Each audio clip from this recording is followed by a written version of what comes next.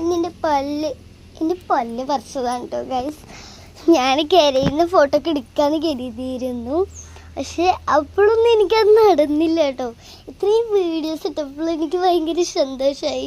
പിന്നെ എല്ലാവരും ഇങ്ങനെ ലൈക്കൊക്കെ കുറേ തരുന്നുണ്ടല്ലേ, എനിക്കതിന് കൺപോലെയായിട്ട് എനിക്ക് നല്ലൊരു സങ്കടമുണ്ട് കേട്ടോ. ഞാനിപ്പോൾ വാർപ്പിൻ്റെ മേലെയാണ്, പൂച്ചൻ്റെ കൂടെയാണ്.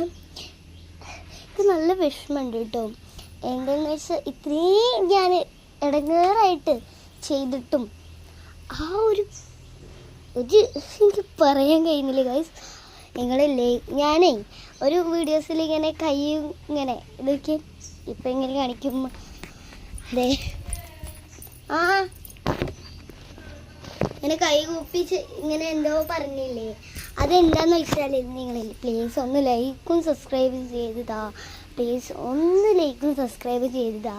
ലൈക്കും സബ്സ്ക്രൈബോ അല്ലെങ്കിൽ ലൈക്കെങ്കിലും മതിയെന്ന് വരികയാണ്. അതുകൊണ്ടാണ് അങ്ങനെയാണ്. അങ്ങനെ കുറേ ഓരോ കാര്യങ്ങളായിട്ടാണ് ഞങ്ങൾ പൂച്ചക്ക് ഫുഡ് കൊടുക്കുകയായിരുന്നു. പൂച്ച നീ പറയാൻ വയ്ക്കുന്നില്ല കേട്ടോ. അമ്മാതി സെയിം സാധനത്തിനും ഒരു പ്രാക്ടീസ് സാധനത്തിനും വേണ്ടി ഒരു നമസ്കാരം ഞാൻ ചെയ്തതാണ്. ഞാൻ നിസ്കരിക്കലുണ്ട്.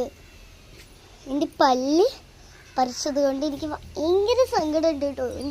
എനിക്ക് സംസാരിക്കാൻ പോലും പറ്റുന്നില്ല. അമ്മാതി ഫൈനാണ് വരുന്നത്. അങ്ങനെയൊക്കെയാണ്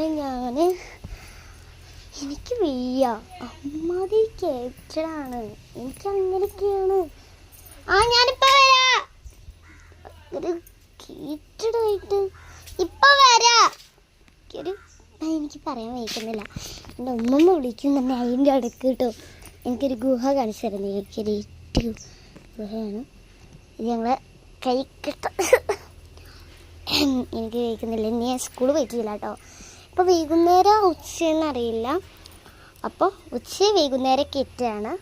അപ്പോൾ ഞാൻ എന്നാ ഇട്ടത് എന്ന് വെച്ചാൽ എന്നൊക്കെയാണ് ഞാൻ ഇടുന്നത്. എനിക്ക് കുറച്ച് സന്തോഷങ്ങളും കരയലും കൂടിയാണ്. എൻ്റെ യൂട്യൂബ് ചാനൽ ഞാൻ മറക്കലില്ല. അനിക്കാക്ക് വരുമ്പോൾ ഞാൻ നിങ്ങൾക്ക് സബ്സ്ക്രൈബായിട്ട് അങ്ങനെ കെട്ടി കാണിച്ചു തരാം കേട്ടോ.